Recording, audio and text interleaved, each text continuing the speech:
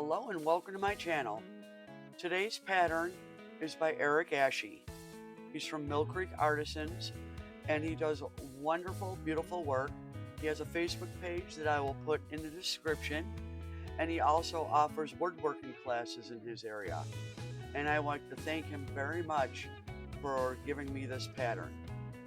I started out cutting this with the Peacock Modified Geometry number 3 blade, as recommended by Eric, and I'm using 1/8 Baltic birch plywood.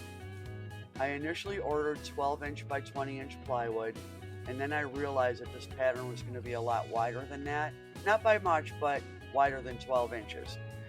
And so when I did receive the plywood, I actually was able to use it by placing the pattern on it at a slight angle to fit it into the wood itself. So that was a blessing. While cutting, I was having a difficult time with straight lines with this blade. And what I've learned so far, maybe it's me, maybe it's not, but all wood is not created equal. I believe that it was the wood that was a problem and not this blade, although I kept going with it, even though, it was a brand new blade, so there was no reason not to keep going. But I was struggling to use it. It just was not cutting to my liking. And I'm really all about making my life easier, not harder. And I realize many times if I change out the blade to something different, it might get easier. But you don't know unless you try.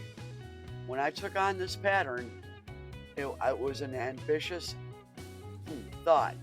But I figured after almost a year of doing scroll sawing, I was ready for it. There's a lot of cuts, there's a lot of detail, and there's 4 layers.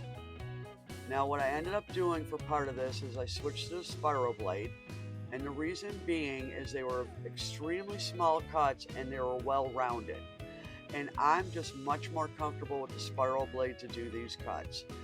This part especially, it was just the width of the blade. I really didn't have to do much other than follow the lines.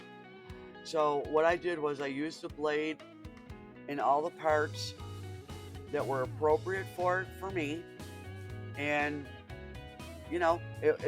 I didn't struggle, and I like not struggling throughout a pattern. I truly do love the spiral blade for very small cuts. Go forward, backwards, sideways, but these real tiny spots would have been a challenge for me to use a regular blade on them. But it's also good to note that a spiral blade is not really good for sharp corners. It's designed for smooth, rounded corners, and so when I got to the point where I was done using this blade, I had one more spot towards the bottom I wanted to do. I'm going to switch back, and what I went to is the Olsen Crown Tooth blade, number 3. And the reason I did that is because I wasn't happy with the Peacock Modified Geometry, and I figured, well, change it up and see how it works. And this turned out to be a very good move on my part. Not only did it cut smoothly, but because it's a crown tooth blade, I'm able to flip the blade and utilize it either way. So it's multi-directional. So having said that, I came up with some other issues. Things that I noticed are not necessarily issues per se. I did notice that this blade dulls pretty quickly, but as you'll soon see as the video progresses, I already had an option in mind of what to do with that and how to take care of that. And I had done a video a little while back on testing those options to extend the life of the blades, and that'll be up in the right hand corner if you want to look at that. I wanted to do this part of the Peacock first, mainly because of all these cuts. It's very similar throughout the other patterns, and I wanted to figure out a way that would simplify the process and make it a lot nicer for me to do the cuts. While it is monotonous doing, I think there was 80 plus cuts on this piece alone. If you figure out a way to do it quickly and efficiently, it makes it go pretty smooth. Now at this point, I'm starting to feel the blade getting dull. And you wouldn't think it would. That's why I think it has something to do with the wood that I purchased. So, but it was. So I had built a table riser for my scroll saw to raise the piece up on the table by an inch. And what that does is that allows me to utilize a different part of the blade. Being a crown tooth and being only 1/8 inch thick wood, I definitely was up in a new part of the blade, and the cutting was just as good as it was when I began. I've heard a lot of pros and cons about the Olson brand of scroll saw blades. Some people love them, some people don't. One of the don'ts are they dull pretty quickly. Again, I think that's all dependent on a lot of different factors, and the wood being one of them. But in defense of the blade itself, I was able to utilize the entire blade for 95% of this project. Every time I'm doing a cut, I'm always trying to figure out a more efficient and user-friendly way of getting through patterns without having to jump through hoops or changing blades because they're dull. What I found out early on is that I was changing out blades without figuring out a way to utilize the whole blade. And now I have a whole stack of them and I don't know what's good and what's not. Lesson learned. I'm wanting now to utilize the entire blade, so when it's dull, there is no using a top half or bottom half anymore. It's just toss it out. So I'm getting to the point once again that this part of the blade's getting dull.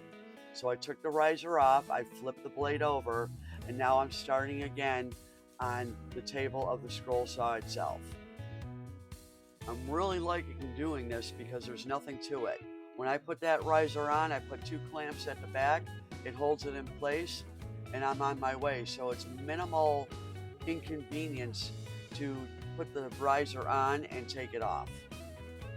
This pattern was going great, went great through the whole thing. I had no major issues at all other than what blade I was going to use and it getting dull.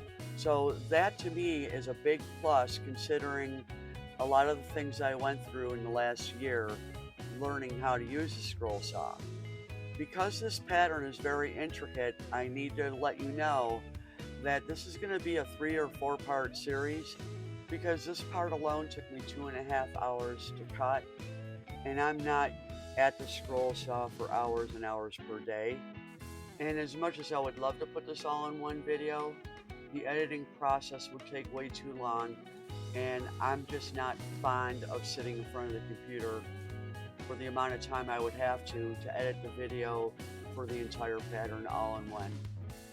Like I've mentioned in other videos, this pattern does have the contact paper on the back, which is a wonderful thing. I am now sold on that. I will be doing nothing other than. I've heard about all the taping and the different things to glue the pattern onto the front, and painter's tape works the best for me. And while that is expensive, I was able to find some off-brand tape on Walmart, which definitely made it more cost effective, especially on a pattern like this when I'm using a lot of it to put the pattern on.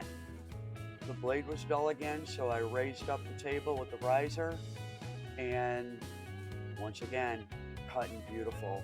So I'm really liking this concept of doing it this way, especially with super thin stock like the 1/8 inch. So this is telling me that I'm going to get good use out of the blade, and I can trash it when I'm done here.